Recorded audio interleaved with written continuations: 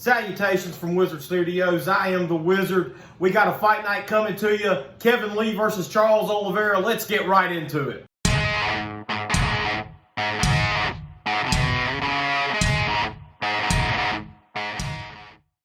First up, we got Francisco Trinaldo versus John Makdessi. This right here is going to be a boring fight. I am predicting this one to be a boring fight. Now, don't get me wrong. It has the potential to be a good fight, but I'm predicting this one to be a boring fight. Now, Francisco Trinaldo has power, and John Makdessi has power. Makdessi just changed camps. That could play a big factor into this. We don't really know how that's going to affect his game plan and how that's going to affect his fighting style. But I'm predicting Makdessi to outstrike Francisco Trinaldo over the course of 3 rounds. Now, if Francisco Trinaldo can get this fight to the ground, I would say that he would have the advantage. I just don't see him getting that fight to the ground. I don't see him getting the fight to the ground, and I'm going to think that Makdessi will get this done over the course of 3 rounds. So I'm going to pick Makdessi via decision. Moving forward. Next up, we got Johnny Walker versus Nikita Koloff. Now, Johnny Walker's coming off of the Corey Anderson loss.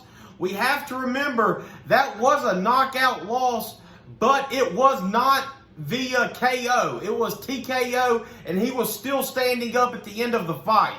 That means something. Now, Johnny Walker changed camps. He went up to Canada with Firas Zahabi. That makes a big difference, guys. Firas Zahabi is a wizard. He is awesome. He is one of the best, and I think he's going to play a big factor in Johnny Walker's future, okay? We saw what he did with Kevin Lee in one camp. I think that this is going to be a big deal with Johnny Walker. Now, I've seen a lot of interviews with Johnny Walker, and he's saying all of the right things, okay? He looks good, and he's saying all of the right things. Now, that doesn't mean anything once you step inside of the octagon. But what it does say to me is that he's got his head on right. He's doing and saying the right things. That's a big part of the mental aspect of fighting is a big deal, guys. We all know that.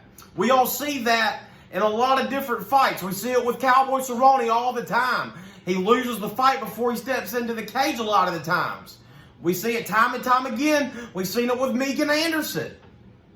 Now, let's see what Johnny Walker does with this new aspect of Firas Zahabi. He was already a killer. We've seen him KO people, dancing to the octagon. I think he's going to get this done.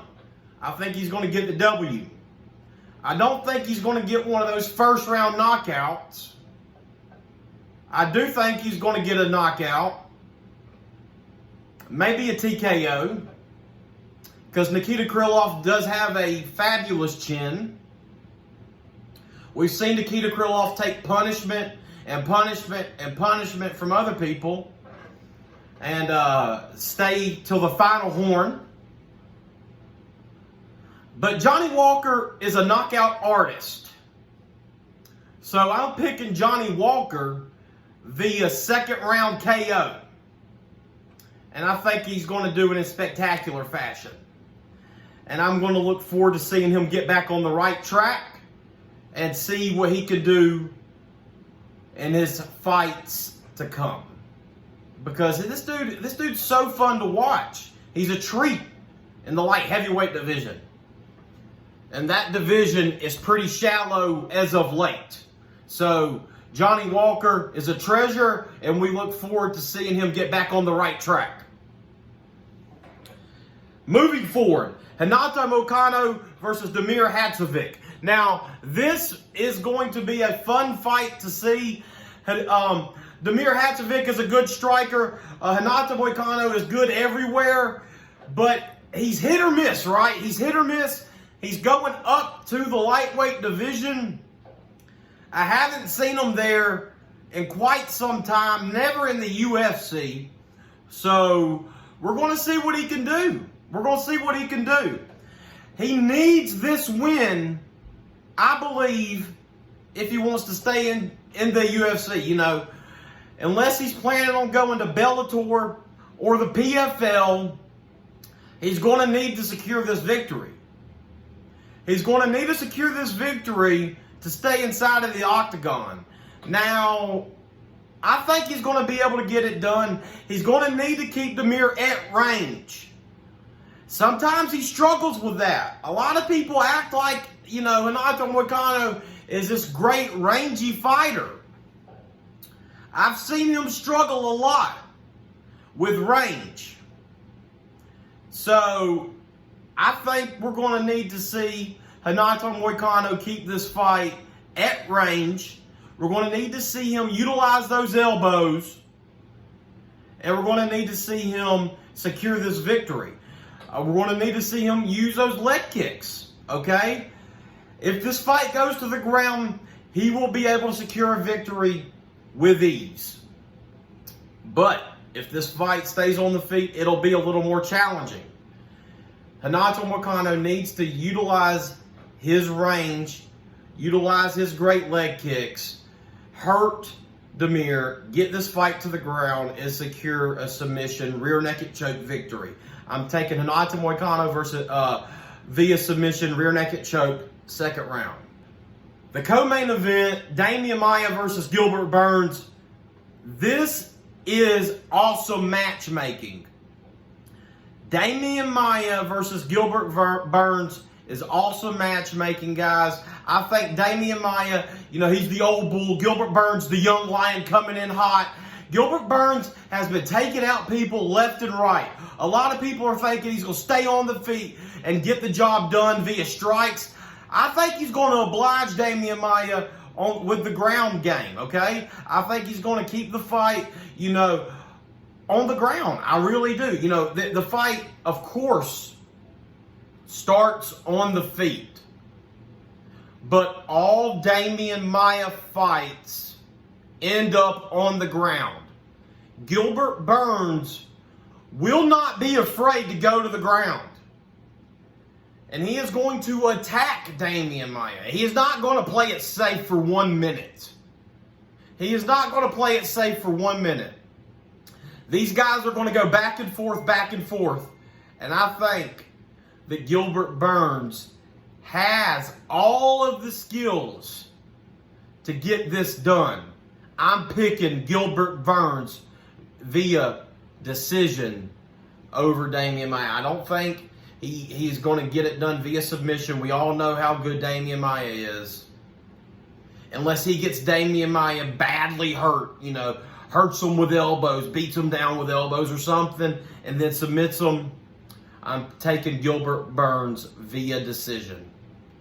Maybe a split decision, but he's going to get the job done, guys. Now, if you've liked what you've heard so far, guys, give this video a like. And also, remember to subscribe for more MMA content. Now, let's get to the main event. Kevin Lee versus Charles Oliveira. This is perfect matchmaking, okay? Kevin Lee is one of the best lightweights in the world, hands down. If he is kicking on all cylinders, you know, there is maybe Khabib and Tony, maybe Conor are the only people that can beat him. Other than that, Kevin Lee is among the very best. And now, with that being said, Charles Oliveira is also very good. He used to be only a jiu-jitsu guy. His striking has come a long ways. A long ways. But Kevin Lee is just so good. He has a great stiff jab. He can throw a mean high kick, which we saw with Gregor Gillespie. He can do all of the things that you want to see from a great young prospect. But then, you know, you see him when he gets into some of these sticky situations, like he did with Tony. But he had a staph infection, like he did with Ali Quinta. But he didn't have a head coach. Now he has Firas Zahabi. He has the head sensei.